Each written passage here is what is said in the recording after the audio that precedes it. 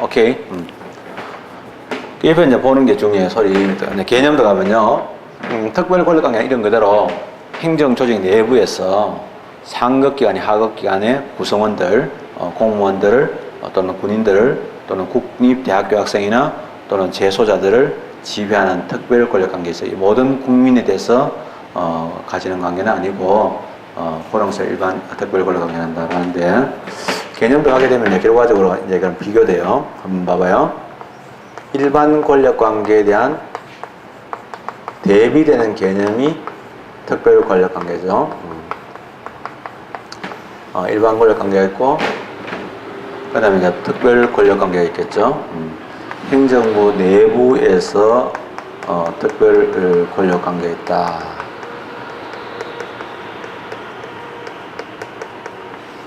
그러면 이제 이거 할 때 먼저 지배를 받는 이러한 지배의 대상 범위를 이야기할 때요.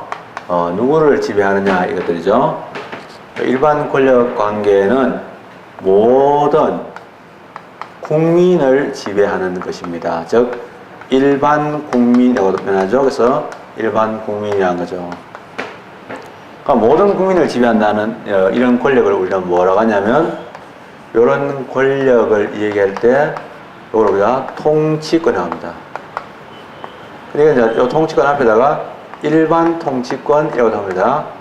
그리고 이제 우리가 이걸 보고 이제 일반 권력이라고도 말하는데 일반 권력이란 말은 특별 권력을 의식한 말이긴 하지만은 일반 통치권이 일반적으로 쓰입니다. 근데 국민은 뭘 갖고 있습니까? 국가와 국민의 관계죠. 그래서 일반 권력 관계는 이러한 행정법 관계죠. 이러한 행정법 관계의 당사자죠. 이러한 당사자 간의 문제입니다. 즉 국가와 국민의 관계의 규리죠. 근데 이러한 국민의 경우는 뭐냐면 뭘 갖고 있냐면 국가가 국민을 지배한다 할 때 지배를 당하는 국민은 뭘 가지고 있습니까? 기본권을 갖고 있습니다. 그래서 기본권에 제한이 있게 되죠. 그럼 이러한 기본권 제한할 때 우리가 법치주의에 중요한 약속이 있었습니다. 국민의 기본권을 제한할 때는 반드시 법률의 근거가 있을 때 가능하다. 그죠? 이러한 법률 유보가 적용되느냐 하는 문제하고 그럼 법률의 근거가 있어야 되는데 법률의 근거 없이 이루어졌다. 그럼 국민의 기본권 침해죠. 그래서 만약에 이러한 기본권이 이러한 침해되었을 때 이러한 침해 시에 그러면 여기에 대한 권리 구제 절차를 우리가 그냥 통틀어서 넓게는 사법심사가 가능하냐 이렇게 묻는데 이거는요 법률의 유보죠. 법률의 근거를 요하고 사법심사도 가능하다라고 하는 거죠. 해야 된다. 그럼 이런 일반 권력에는 어떤 것들이냐? 국민이라면 누구나에 대해서 다 할 수 있는 권력인데 자 그럼 이거는요 그렇게 국민이라면 이런 생각하지 말고 도리어 공무원에게만 인정되느냐 이렇게 판단해야지 판단이 빠르고 간명해집니다. 요령이죠. 그래서 이제 첫째로 이제 우리가 잘 알다시피 이러한 조세부가권 이러한 조세부가 그래서 시험 문제에서 조세를 부과하는 주체와 그 다음에 납세자의 관계, 그건 일반 권력 관계예요. 세금은 누구나 다 내는 거지 공무원만 내는 거 아니에요. 한번 봐봐요. 공무원이 하는 것들 중에서는 국민이 하는 것도 있어요. 그러나 공무원만 하는 거는 아닌 거죠. 일반 권력 관계. 그 다음에 영업허가, 이건 시험에서 많이 나왔습니다. 이 두 가지가 가장 많이 나왔어요. 영업허가자와 영업허가를 받는 자의 관계, 이런 게 출제가 됐어요. 아시겠죠? 그죠? 이런 것들이 있어요. 이런 것들이 이제 일반 권력의 내용이고요. 자, 특별 권력 관계 들어갑니다. 그 밑에는 종류까지도 아울러서 같이 이야기할게요. 특별 권력 관계는요, 지배의 대상이 되는 범위는 이러한 행정 조직인데, 이러한 행정 조직의 내부입니다. 내부에 이러한 구성원들에 대한 이러한 구성원에 관한 것들이죠. 또는요, 다르게 표현하면 이러한 소속된 자들입니다. 그럼 행정 내부에 구성할 때 소속되어 있는 것 할 때 소속 공무원 범위 넓지만은 사실은 군인도 소속 공무원 맞는데 공무원이죠. 군인도 우리나라에서 특정직 공무원이 들어갑니다. 가는데 그냥 한 번 더 나열해 봤고요.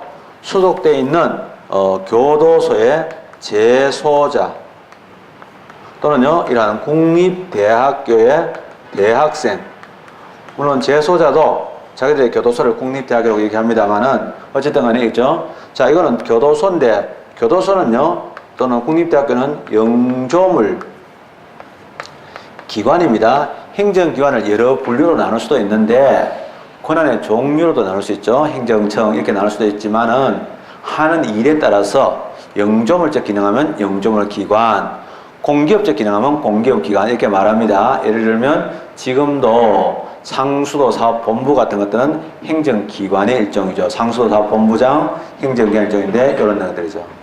자, 이런 것들은요, 이런 사람들에서 어떤 내리는 이런 권력들은 이런 특정한 이 사람이죠. 그래서 이런 특별 권력이라고 표현합니다. 그래서 이거는 이 권력, 이 지배권은 이 부분에 한정돼서 행사되게 되고요. 행정법 관계의 당사자 간이 아니라 행정법 관계의 당사자의 내부죠.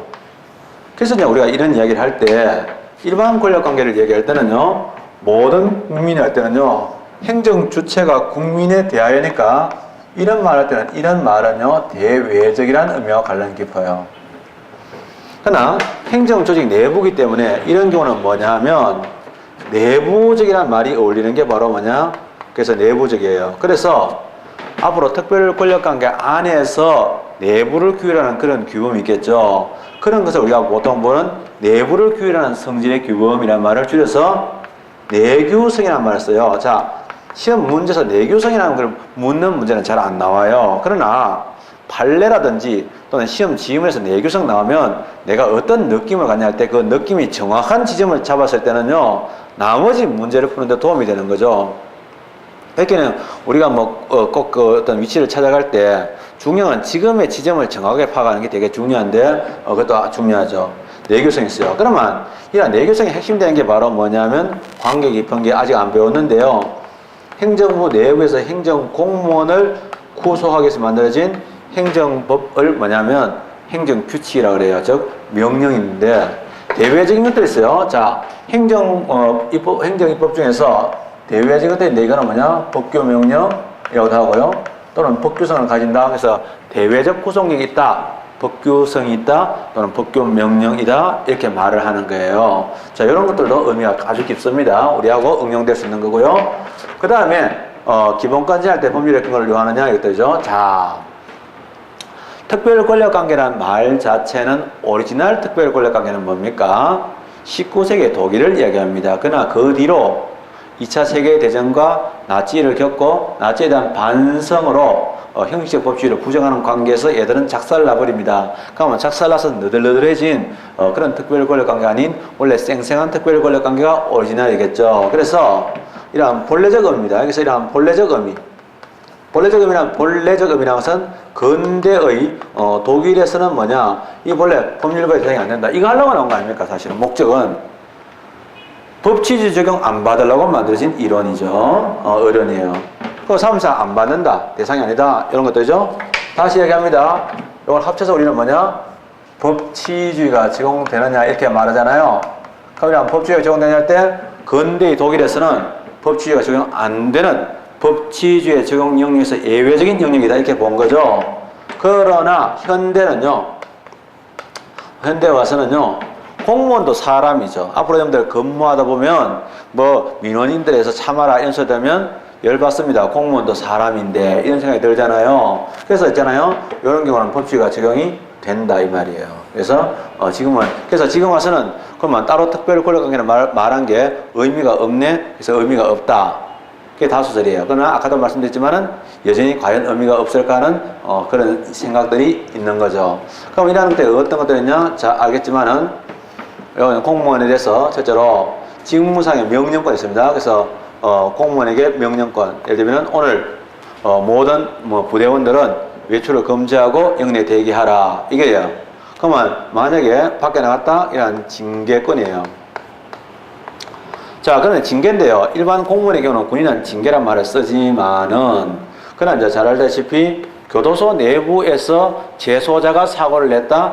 교도소 내부에 또 교도소가 있어요. 그래서 징벌방이라거든요. 징벌. 그래서 이런 징벌인데 이거 왜 이야기하냐면 나중에 요거 있잖아요. 또 나옵니다. 나오니까 그런 것들도 포함이 된다. 징계권이 있고요. 그 다음에 사실은 이제 만약에 교도소 내부에서는 밤에 소동이 없습니다. 그래서 교도소는 이제 밤에 불을 끄고 자지 않아요. 처음에는 잠을 못 자요. 그러나 나중에 이제 불 켜놔도 잘 잡니다. 또 그렇죠. 그래서 나중에 가택교육권 이런 것도 있고요. 아까 전에 이야기하다시피 행정규칙을 제정할 수 있는 권한도 있는데 행정규칙 제정권도 있어요. 그래서 앞으로 이제 모든 공무원들이 이렇게 되는데 행정규칙에는 영조물 이용규칙이 있습니다. 교도소 규칙, 박물관 규칙 이거 다음 뭐냐면 영조물 이용규칙이고 그 다음에 훈령이라고 표현합니다. 대표적인 말이지 정확한 분류도 아니에요. 대표적으로 여기서 이제 그런 얘기를 하죠. 그래서 이런 것들을 제정하는 권력들이 있더라 이거예요. 자, 이름으로서 제가 성질도 말씀을 드렸고요. 그 다음에 종류도 특별 권력도 대강 말씀을 드렸어요. 이렇게 이제 이거는 이렇게 정리를 할게요. 왜냐면은 그렇게 많은 부분을 차지하는 거 아니니까 이렇게 하는데 다만 특별 권력 관계 종류 부분은 좀 다시 한번 말씀드릴게요.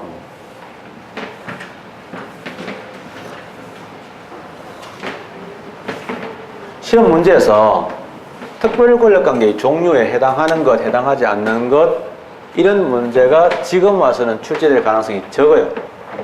적은데 그건 알아놔야 돼요. 왜냐하면 되게 헷갈리는 게 오늘 특별 권력 관계는 부정되고 있다 이렇게 말하거든요. 그럼 부정된다는 게 아예 특별 권력 관계와 일반 권력 관계 아예 구별하지 않는다는 거냐 그런 얘기가 아니고 행정부 내부의 관계는 지금도 특별 권력 관계 말을 해요. 하지만은 옛날식으로 법치주의에 적용해서 제외된다 하는 의미를 부정하는 거예요. 그래서 그 말도 되게 헷갈려요. 특별권을 부정한다. 뭘 어떻게 부정한다냐? 그럼 아예 이야기 안 하면 부정하면 이 학설이 이런 항목이 안 나와야 되지. 이거 가르칠 필요가 없죠. 그러나 그런 이야기 아니고 과거에 이제 그런데 그러면 특별권의 종류를 얘기할 때 이렇게도 말합니다. 첫째로 공법상의 당연히 공법이죠. 이런 특별 이란 말 붙이기도 하는데 잘 안 붙입니다. 근무관계입니다. 그래서 이러한 근무 라고 하거나 또는 근로라고 하는데 일을 해주는 관계인데요. 이거 이제 여러분들이 원하는 거잖아요. 여러분 이제 공무법상에 특별 근무하고 싶어가지고 이거 하고 있거든요. 이게 바로 뭐냐? 공무원이나 이러한 군인으로서의 근무 관계를 얘기합니다. 클리어 시키십시오. 여러분들 머리 너무 영리하니까 그냥 한순간 수업 들으면 다 기억할 수 있습니다. 특별 권력 관계는 뭐죠? 공법상의 그 다음에 예를 들면 특별 감독 관계가 있어요. 이런 특별 감독 관계가 있어요. 특별 감독은 어떻게 이루어지냐? 일반 감독에 비해서 매우 다른데 일반 감독은 국가가 있잖아요. 법을 위반했을 때만 주로 개입하는 거예요. 소극적으로 개입하는 데 비해서 이건 적극적으로 개입해가지고 경리에 간섭다고 해요. 그러면 이런 특별한 감독 받는 경우는 어떤 경우냐? 여학생들 중에서 가끔 가다가 시집 가면서 여자들 중에서 나는 내 미모 때문에 시댁에서 나를 너무 좋아해가지고 아무것도 가져오지 마라 그렇게 하는데 시댁이 거의 재벌이라 가지고 아파트 신혼도 타워팰리스 100평에서 시작하고 이런 이야기 하는 데가 있어요. 저도 들어봤는데 들어가면 재벌집 며느리 얻어 간다 이런 거 있잖아요. 그런 거 있는데 부럽겠죠. 근데 부러워할 일인가? 재벌집은 내가 아는데요. 대강 좀 들어봐서 알아요. 근데 왜냐면 회장 비서실 우리나라 최고의 그룹의 회장 비서실에서 오래 근무한 친구들이 있으니까 옛날에는 양대 비서실에 비서를 했던 애들이 다 있었거든요. 친구들이. 한 놈은 지금 망한 유명한 재벌인데 그만은 학교 다닐 때요. 우리 용돈 없을 때 그 당시 하루에 용돈이 한 500원이면 우리처럼 5,000원 정도 될 텐데 그때 친구들 돈 빌려가지고 있잖아요. 택시 타고 다녔어요. 그래서 미친놈 같죠? 그래서 저런 놈이다 해서 그런데 그만은 팔자는 길들이 나갑니다. 이게 늘 버스 타는 애 버렸다면 안 된다 해가지고 자기는 이제 근데 진짜로 회장 비서 해가지고 좋은 차 타고 다니더라고요. 근데 그 비서들 손자들 정말로 피곤해. 오늘 할아버지 보는 날 하면요 전부 다 아침에 새벽 5시에 두드려 깨워가지고 세수하고 화장해가지고 할아버지가 10시 깨니까 비서들이 아침에 이제 할아버지 산책하는 거 기다리고 있는 거야. 할아버지 깨시면 애들 손잡고 산책 가는 거야. 은혜들이 얼마나 괴롭겠어. 근데 눈도장 잘못 찍으면 그걸 끝이야. 이게 전전긍긍이야. 사실은 가족 관계가 아니고 회사 관계야. 그냥 회장님과 그 다음에 그 상속 후보자들의 관계지. 이거는 거야. 그게 뭐냐? 시어머니가 돈을 많이 줬다. 또는 뭐 의사 됐는데 처갓집에서 뭐 병원도 다 만들어주고 사주고 했다. 그랬다, 알죠? 변호사 됐는데 뭐 대기업인데 언제 했다. 뭐 자랑될 거 하나도 없어요. 들어가면 감독과 감시가 철저합니다. 떴다 그러면 이거는요, 학교로 치면 장학관 뜯는 거하고 똑같아요. 이거는 관계가 그럴 수밖에 없어요. 그래서 얼마 전에 보니까 뭐, 재벌한테 어떤 시집 갔던 연예인도 있고 아나운서도 있는데, 가고 나면 다 표정 더럽죠. 이혼하고 나오면 표정도 다 살이 살아납니다. 그러는데, 이는 주로 보호기업. 보호기업이나 특허기업처럼 특별한 혜택을 보았을 때는요, 이런요, 국가가 특별한 감독을 해요. 그 다음에 공법상의 사단인데요. 이 사단이란 말은요, 사단관계라고 하죠. 이런 사단관계를 할 때, 이 사단은 뭐냐 하면, 일정한 사람의 모임인데, 모임 그 자체가 모임의 구성원하고 별도의 인격을 갖게 되는 걸 얘기해요. 근데 이제 사단의 경우는 민법상의 사단도 있고, 공법상의 사단도 있는데, 공법상의 사단이 바로 뭐냐 하면, 우리는 공공조합이라 그래요. 좀 헷갈리는 건요, 민법에서는 조합하고 사단을 구분해요. 전혀 성질이 다르거든요. 근데 여기서는 같이 보여. 공공조합인데, 공공조합의 종류가 뭐냐면, 예를 들면, 우리가 농지, 계량조합이라든지, 또는 농지 계량조합이나, 또는 재개발조합이 있어요. 농지 계량조합이나 이러한 재개발조합인데, 농지 계량조합과 그 다음에 거기에 대한 조합원의 관계가 있습니다. 이러한 조합원의 관계가 있다. 조합원하고 직원은 달라요. 조합원은 조합의 구성원입니다. 그죠? 그래서 농지 계량조합과 조합원의 관계가 있는 거죠. 이런 것도 있습니다. 그 다음에 공법상의 사단계인데, 공법상의 영조물 이용 관계인데요. 이때 영조물은요, 공익목적으로 설립된 일정한 시설물을 이야기합니다. 그런데 주로 요거는 뭐냐면 영조물 기관을 의미한다고 보면 좋아요. 예를 들면 주로 이제 국립이라든지 공립이라는 말이 붙는 이런 것도 있는데, 국공립, 교도소는 공립 없지만은, 예를 들면 제가 다른 공립도 있을 수 있으니까 하는데, 국립교도소, 국립대학교, 국립도서관, 국립박물관, 이런 것들을 이용하는 관계는 다 뭐냐? 영조물 이용 관계. 그래서 내가 이용하고 싶다고 내 마음대로 이용하는 것도 아니고, 이용할 때는 일정한 규칙을 따라줘야 됩니다. 중요한 거는요, 이걸 묻는 문제가 나올 수는 있지만 잘 안 나오고요. 일단은 우리가 오늘날 특별 권력 관계라고 할 때는 이런 거 보고 주로 이야기한다는 정도는 알아야 되죠. 다만 옛날에는 이런 관계였을 때는 법 치유가 적용 안 되고 법의 적용을 안 받았는데, 지금은 적용을 받는다 하는 그런 내용들이에요. 자, 했고요. 자, 마지막으로 시험에서 많이 나온다고 처음부터 말씀드린 특별 권력 관계에 대한 법적 성질과 법치주의 적용 문제인데요. 아까 전에 얘기했지만은 성질 얘기했는데요. 이 성질하고 법치주의가 연결되게 돼 있어요. 자, 한번 다시 말씀드릴게요. 그러면 이제 법치주의의 성질이라고 말할 때는 뭐냐면 이런 뜻이에요. 이론. 요 말의 전제를 알아야 돼요. 어떤 학설이 나오면 책에서는 그냥 바로 학설이 나오고 딱딱딱 제목 나와서 정리하기 헷갈려야 되지만은 이해하는 데 도움 안 되는데, 이런 얘기예요. 진짜로 과연 성질상 일반 권력 관계와 구별되는 특별 권력 관계라는 것의 성질이 정말로 존재하느냐, 인정할 수 있느냐 하는 이론이에요. 성질은 당연히 학설이죠. 그래서 한 번 더 말씀드리면, 특별 권력 관계와 구별되는 일반 권력 관계의 성질을 인정할 수 있느냐에 대해서는 그렇다라가 바로 긍정설이에요. 긍정설이 있고요. 그렇지 않다, 부정설이 있어요. 부정설인데, 긍정설의 경우는요, 특별 권력 관계와 일반 권력과 구별돼야 하니까 완전 다르지, 이거죠. 완전 다르지. 이거는 뭐냐면 절대적 구별설이에요. 이건 뭐 완전 다르지. 아니 그게 어떻게 같아? 행정부 내부의 지배관계하고 행정부와 국민의 관계, 행정 주체와 국민의 관계가 어떻게 대외적 관계인데 어떻게 달라? 이게 바로 절대적 구별설이에요. 이거는 꼭 그렇다는 건 아니지만 대체로 지배적으로는 이러한 독일의 이러한 근대 입장이었고요. 요거는 이런 내용이 바로 뭐냐면 우리가 법의 불침투설이라고 알려져 있는 학설과 관련이 깊어요. 이때 이제 사실은 한마디로 얘기하면 법치주의가 적용되느냐 할 때 또는요 다르게 하면은 법치주의 적용은 다른 말하면 기본권을 제한할 때 일일이 법률에 수권이 있어야 되는 거냐 아니면 침해됐을 때 그것이 위반하면 사법심사 즉 행정소송이나 국가 배상을 통한 통제가 가능하냐 아니면 가능하지 않다라고 했던 거죠. 그래서 법치가 적용되지 않는다 이런 말이에요.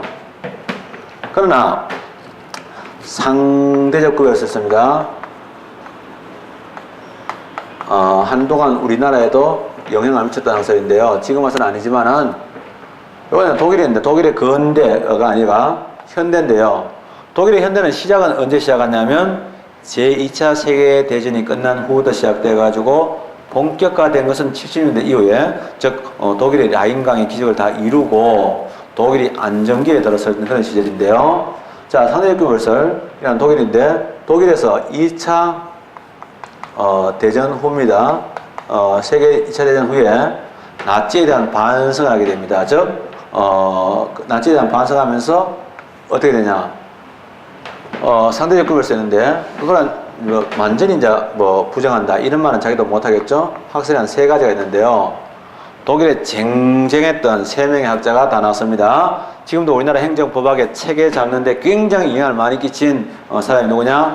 바호퍼가 있습니다. 바호퍼. 이 바호퍼가 있는데요. 자, 얘들은 학자들이 이제 이때까지 생각했을 때 이때까지 특별히 그렇게 존재한다고 얘기하다가 전쟁 끝나고 나서 갑자기 말 바꾸자니까 조금 그렇겠죠. 그러니까 함부로 싹 바꾸지는 못하고 싹 생각하지는 못하고 바호퍼는 뭐라고 하냐면 특별 권력관계도 내부 행위가 있고 외부 행위가 있다는 거죠. 내부 행위, 외부 행위 구별설이라고 해요. 그래서 내부 행위, 외부 행위 구별설이라는 학설이 있는데요. 얘들은 이제 내부 행위, 외부 행위 구별설인데 내부 행위는 그거는 특별 권력관계니까 사무소가 가능하지 않지만은 특별 권력관계 행위라도 외부적 행위는 가능하다. 그러나 구체적으로 어떤 사례를 묻는 문제는 없고요. 내부 행위, 외부 행위 구별설이 바호퍼의 학설이라는 정도는 알아둬야 돼요. 그것도 출제가 될 때가 있습니다. 어릴 때는. 그리고 이제 우리나라 판례도 영향을 줘가지고요. 한때는 우리나라 판례가 행정소송의 대상이 되지 않는다는 표현을 할 때 그 이유로 제시한 게 내부 행위이므로 사무소가 가능하지 않다 또는 행정소송의 대상인 처분이 아니다 한 적이 있어요. 그러나 지금은 내부 행위라도 행정소송의 대상인 처분으로 보는 경우도 있고 보지 않는 경우는 나누어졌기 때문에 그런 변화가 있습니다. 근데 이런 것도 있죠. 그 다음에 또 하나가 뭐냐면 그 다음에 울레라는 사람이 있습니다. 바호퍼 울레는 같은 공저를 하게 됐던 독일의 유명한 학자인데요. 이 울레라는 말하는 사람은 뭐냐면 자, 내부 행위는 사무소가 안 되지만 외부 행위 사무소가 가능하다 이런 입장이고 울레 입장은 뭐냐면 기본 행위, 기본 관계가 있습니다. 자, 기본 관계는 것은 뭐냐면 관계 자체의 베이스입니다. 다시 말해 내가 특별 관계, 즉 공무원이 되고 안 되고 공무원 신분이 있고 없고의 관계입니다. 즉 공무원 관계의 성립과 소멸에 가는 것도 있죠. 내가 공무원 임명되는 거 또는 공무원으로 퇴직하는 이런 부분은 뭐냐? 내가 공무원 그만둬 엎어서 또는요 공무원으로 시킨다. 이거는요 사업에서 가능합니다. 근데 문제는 공무원 됐는데 군인 돼가지고 일을 시킵니다. 자네 오늘 저녁까지 남아가지고 이 일을 해. 또는요 군대에서 앞으로 가 뒤로 가 또는 행군을 하자 이랬을 때요 그거는 뭐냐면 경영수행관계 늘상 공무원이면은 군인이면은 늘상 하게 되는 그런 일들에 대한 관계죠. 그걸 보고 경영수행관계인데 경영수행관계는 이거는 사무소가 필요 없다 이런 입장이었어요. 특정한 학자의 이름은 안 나오는데요. 또 하나가 뭐냐면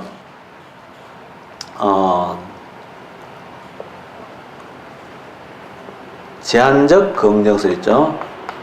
제한적 긍정설 있는데요. 제한적 긍정설은 뭐냐면 법치주의 적용 자체를 배제한다 이런데 법치주의에 대한 예외를 인정할 거냐 하는 이런 문제인데요.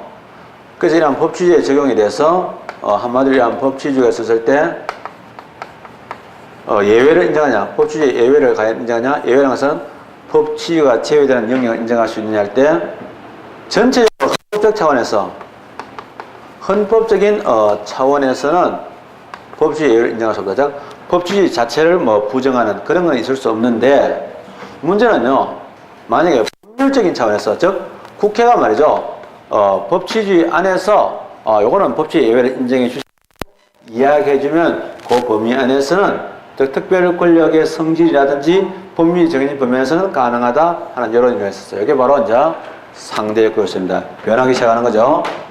그러나 오늘날 이러한 부정설의 경우는요, 오늘날 현대의 다수죠. 그래서 이러한 현대의 다수의 견해인데, 다수의 견해는요, 오늘 무조건 사법심사가 가능하다. 그래서 부정설 있습니다. 이러한 다수인데, 다만 이러한 부정설의 경우도 두 가지가 있는데, 하나가 뭐냐면 개별적,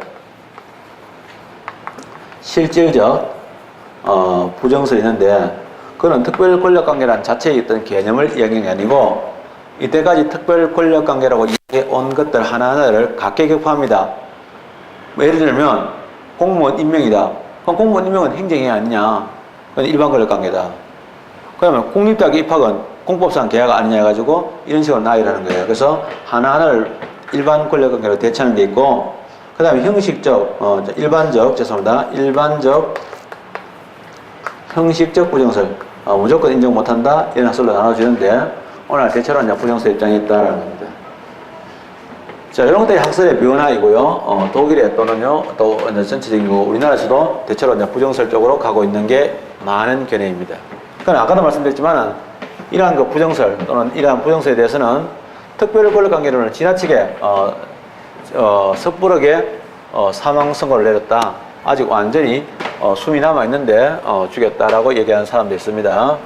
그리고 세계 제2차 대전 이후에 이제 특별 권력 관계가 굉장히 많은 공격을 받게 되는데, 그걸 보고 전쟁 용어를 이용해가지고 십자포화를 맞았다. 십자포화는 것은 이제 대포를 쏠 때 멀리서 쏘잖아요. 그러면 이 지점을 이제 조직이 위해서는 대포를 쏠 때 이제 대포가 탄착되는 것을 이렇게 싹 지나갑니다. 융단 폭격을 하고요.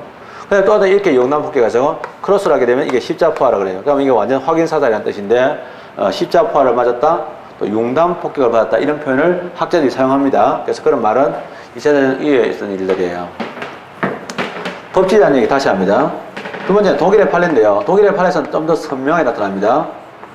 첫째로 뭐냐면 아까도 얘기했지만은 독일의 판례에서는 근대는요, 한마디로 이런 법치주의, 법치주의가 적용되냐 할 때, 그 다음 법률 위반이라든지 사유가 가느냐? 안 된다. 아까 전에 얘기했지만은 법의 불침조설 때문에 안 된다 얘기했죠.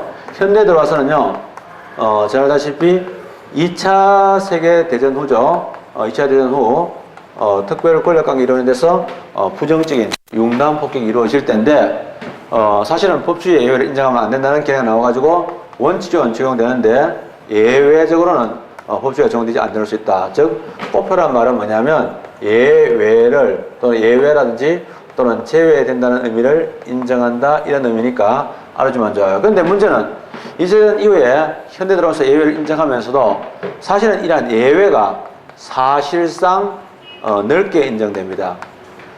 제목은 달라요. 특별 권력 관계라서 그렇다 이렇게 안 하고 제목을 이유를 바꿉니다. 뭐 예를 들면 내부행위라서 라고 얘기한다든지, 또는 행정부 내부에는 재량행위라서 재량을 인정한다 해가지고 이런 이유로, 즉 내부행위나 재량행위라는 그런 이유로 넓게 인정되었습니다. 그렇게 이제 사실은 애매하게 혼재되다가, 그래서 이제 이론적으로만 명분상으로만 안 된다 그러다가 여기에 대한 철퇴가 내려지죠. 그게 바로 뭐냐면 유명한 수형자 판결입니다. 교도소에서 형을 받고 있는 사람인데요, 수형자, 형을 받나 가지고 수형자라고도 표현할 수 있죠. 그러나 교도소에서 강제로 있잖아요, 구금되어 있는 상태를 수용소 군대할 때 수용은 이 투자입니다. 수용자, 전혀 다릅니다. 글자 하나 비슷한 말은 비슷해도 전혀 다릅니다. 수용자인데요, 이러한 수용자 판결에서 나타나게 됩니다. 교도소의 수용자가 우리나라에서 시험에 나옵니다. 우리나라도 이와 유사한 판례가 있는데, 교도소에는 재소자가 있는데 재소자가 부당한 대우를 받았다. 왜냐하면 자기가 외부에다가 우리 교도소장이 잘못하는 비리를요, 밖에다가 편지를 써내니까 편지를요 압수를 했어요. 그래서 왜 압수하느냐? 왜 통신의 자유를 제한하느냐? 통신의 자유는 국민의 기본권인데 왜 제한하느냐니까 그거는 교토법 규칙이 그렇다는 거야. 그러면 재소자에 대해서 법률로 있잖아요. 그 통신을 제한해도 좋다는 법률에 근거가 있느냐? 그거 필요 없고 법률에 근거 없이도 이건 특별 권력관계니까 제한할 수 있다 이렇게 당한 거죠. 그래서 좋다 해가지고 헌법재판소에 가보자 해가지고 했는데 헌법재판소가 수용자라 가지고 사무소가 안 되는 게 아니고 무조건 사무소가 된다는 쪽으로 즉 부정설 쪽으로 가게 됩니다. 그래서 우리나라도 지금 판례가 그렇게 가고 있어요. 그래서 교도소 재소자 이런 말로 하면 이거 특별 권력관계 묻고 싶어 하는 이야기구나 이런 얘기를 하면 됩니다. 그냥 두 번째가 그럼 우리나라에서 특별 권력관계에 대해서 제한할 수 있는 기본권은 어떤 기본권이 있느냐? 모든 기본권 다 가능하답니다. 그때 모든 기본권이란 건 뭐냐면 예를 들면 일반 모든 기본권은 자유권, 청구권, 참정권 다 가능할 수 있다 이런 얘기고요. 뭐 다 가능하다 이런 정도고 승리가 소멸 시험에 잘 안 나오는 부분인데 좀 말씀드리면 딱 한 줄 나왔던 적이 있는데요. 옛날에는 이 자체가 나옵니다. 이런 승리 원인인 것 아닌 것 나올 때가 있어요. 특별 권력관계 승리 원인인 것 아닌 것 과거에 많이 나왔지만은 최근에는 지문 하나 정도만 나왔는데요. 특별 권력 승리 원인이 뭐예요? 별거 없어요. 국민의 기본권을 제한하면서도 법치국가에서는 국민의 기본권 제한할 때 반드시 법률 근거가 필요하고 그 다음에 사무사가 가능하다. 즉 법에 의한 터치가 가능하게 됐습니다. 법의 터치를 받도록 되어 있는데 국민의 기본권을 침해하면서도 법에 의한 터치를 안 받는 방법이 바로 안 받으려고 만들어 머리를 쓰는 게 특별 권력관계거든요. 그럼 한번 생각해 봅시다. 다른 사람의 기본권을 침해하면서도 국가가 침해하면서도 법에 의한 터치 안 받는 방법이 뭐가 있을까? 자, 우리가 개인의 경우도 마찬가지인데 국민의 기본권을 보장하기 위해서 국가는요 개인이 또 다른 개인을 침해해도 그걸 보호하기 위한 장치를 마련해놨습니다. 첫째로 뭐냐? 민사소송 가능하도록 배상을 하도록 되어 있고요. 또 하나가 형사로 처벌하도록 되어 있습니다. 그러면 대표적인 기본권에 뭐가 있냐? 신체의 자유가 있는데요. 신체의 완전성을 침해하는 것을 보고 우리는 뭐냐면 상해죄라고 합니다. 그러면 다른 사람을 상해하거나 또는 폭행죄가 있습니다. 폭행죄는 얼마나 엄격하게 처벌하냐면 사람을 직접 때리는 것만 폭행 아닙니다. 책상을 땅 치는 것도 폭행입니다. 놀라게 하면 폭행이 넓습니다. 그래서 우리 형법 교과서에서는 뭐냐면 다른 사람의 머리카락을 잘랐다? 이게 뭐냐? 폭행죄라고 합니다. 그럼 폭행죄인데 그럼 머리카락을 잘랐다. 그런데 왜 머리카락을 잘랐다? 그럼 폭행죄 맞는데 왜 미용사나 이발사는요 폭행죄로 처벌받지 않느냐? 동의를 받았기 때문에. 그래서 동의가 있어요. 동의는요 불법을 조각한다. 동의는 설사 법을 위반했더라도 본인이 동의하여서 이루어진 것은 대체로 뭐냐? 기본권 제한은 괜찮다. 등을 두드려 달라 해서 두드렸는데 폭행죄 이건 안 되거든요. 동의가 안 됩니다. 다만 동의를 받아도 안 되는 거 하나 있습니다. 살인. 살인은 촉탁살인죄라 그래가지고 제가 자살하고 싶으니까요 좀 도와주세요. 떠밀어 주세요. 이랬을 때 떠밀었다. 이거는 촉탁살인죄입니다. 그래서 우리가 자살을 같이 하도록 카페에서 만나가지고 딴 놈은 죽고 지는 또 막 나오고 이런 거 있죠. 이런 건 다 뭐냐? 촉탁살인죄에 처벌받습니다. 이렇게 죽는 거는 좀 이야기해달라고요. 또 하나가 사람을 감금하죠. 우리 판례 보면요. 어떤 놈들이 처녀를 그러니까 뭐냐면 강간하기 위해 가지고 잡아가 납치해서 배에 납치합니다. 항구에 부두가에 이제 이거는 부두에 보면은 배가 딱 붙어있지 않고 약간 떨어져 있어요. 약간 떨어진 상태로 배에다 감금을 해놓고 얘들이 여자를 배에다 감금해놨다고 다 나갔어요. 여자 혼자 있다가 이제 있었는데 문제는 뭐냐면 이제 나중에 감금죄로 처벌하려고 그러니까 이 강간범들이 하는 얘기가 뭐냐면 이 여자는 헤엄도 칠 수 있었고 나올 수 있었는데 지가 안 나왔다 이런 얘기를 해요. 그것도 감금죄로 처벌합니다. 감금죄 처벌은 되게 강합니다. 또 심지어는 밖에서 임마가 문을 걸어 잠갔는데 임마는 자기가 잠긴도 좀 모르고 열심히 공부에 열중하느라고 안 나왔어요. 본인 잠긴도 좀 몰랐어요. 나중에 풀어줘도 그런 경우도 감금죄 인정합니다. 그 정도로 감금죄는 엄격하게 처벌하는데요. 사람을 수천 명을 감금해도 감금죄로 처벌 안 받고 도로 법에 날 때 표창 받는 사람 있죠? 교도소장. 왜냐? 법률에 근거 있으면 됩니다. 그래서 국민의 기본권 침해할 때 동의와 법률의 근거 다 인정됩니다. 그래서 잘 알겠지만은 우리가 부관에서 사후 부관 또는 사후 부관의 사후 변경 원칙적으로 허용 안 되는데 예외적으로 허용되는 4가지 중에 바로 동의와 법률의 근거 다 인정됩니다. 왜? 우리가 부관에 대한 사후 변경을 인정하지 않는 이유는 뭐냐면 그 사람의 기본권, 법적 안정성, 신뢰 보호를 위해서인데 본인 스스로 동의하는 경우는 괜찮아. 그래서 이런 것들이죠. 그럼 아닌 건 뭐냐? 아닌 것은요. 일반 권력, 특별 권력 성립원이 아닌 것 같은데 일반 권력 관계의 성립원입니다. 일반 권력관계 성립은 별거 아니야. 일반 권력관계 어떻게 됩니까? 대한민국 국민이 되면 됩니다. 국민이 되면 되니까 국민이 되는 방법 뭐가 있어요? 귀화가 또는 출생, 이런 것들이 답이 됩니다. 소멸 원인은요, 특별 권력관계가 소멸하는 원인이 나오는데, 특별 권력관계에 소멸 원인이 나오잖아요. 소멸 원인은 이야기할 것도 없죠. 뭐냐, 인걸할 때는요, 반대만 하면 됩니다. 내가 공무원 임명되면, 또는 국립대학교 입학하면은, 그러니까 국립대학에 퇴학하면 되는 거예요. 그래서, 만약 이러한 재적이라든지, 또는 퇴직, 뭐, 이런 것들이 바로 뭐냐, 소멸인데, 아닌 걸 할 때 주의될 거는요, 의무교육의 경우, 초등학교의 학령은 의무교육을 받아야 되는 나이를 학령인데, 학령이 경과에 따라가지고, 만약에 초등학교 들어갔는데, 우리나라는 그런 거 안 하죠. 사실은 원래 해야 되는데, 초등학교에서 유급을 당합니다. 시험을 쳐가지고, 넘기가 안 된다. 고고생도 못 외운다. 이러면 유급을 당해가지고 졸업을 못하게 됩니다. 그러면 나이가 넘었다 가지고, 바로 소멸하냐? 그건 아니다. 이런 것도 나온 적이 있어요. 옛날에 많이 나왔는데 지금은 안 나옵니다. 그냥 한 몇 초 동안 이야기해줘도 괜찮겠죠. 이렇게 하게 되면, 특별 권력관계에 대한 이야기가 모두 끝나게 됩니다. 그래서 그런 것 중요하고요. 한 번 더 말씀드리지만, 이제 국립대학교 관계 또는 재학생 관계라 가지고, 무조건 아니고, 국립대학교 학생이 재적을 당하면 당연히 사무처가 가능하도록 지금은 되어 있습니다. 그래서 뭐 지금은 공무원들도 국민의 기본권, 공무원의 기본권 지날 때도 공무원 법률에서 따로 규정이 있어야 되고요. 도로 공무원의 기본권 침해되면 도로 구제제도가 잘 돼 있죠. 소청심사제도라든지 또는 행정소송을 통해서 구제가 가능합니다. 그래서 만약에 지금의 경우는 국립대학교 대학생이 재적되었다 또는요 국립대학교 교수가 만약에 그 퇴직 어떤 처분을 받았다, 행정소송 가능하냐? 가능합니다. 이런 것들이죠. 특히 중요한 거는요, 과거에 이제 유신 시대라든지 또는 권력에 대한 통제가 있는 권위주의 시대 때는요, 교수들을 통제하기 위해 가지고 뭐라고 했냐면 교수 재임용 제도가 있었어요. 그럼 교수 재임용을 안 해주죠. 그래서 추천을 거부합니다. 총장이. 교수 재임용 추천을 거부했을 때 과거에는 내부행위 돼가지고 사무처가 안 된다. 행정소송이 아니다 하다가 지금은 행정소송이 되는 것도 시험에 많이 나옵니다. 그래서 그런 변화가 있더라. 자, 이로써 1편 3장이 모두 끝났습니다. 이제는 이제 1편 4장 들어가게 되겠죠. 다음 시간에 1편 4장부터 들어가도록 하겠습니다.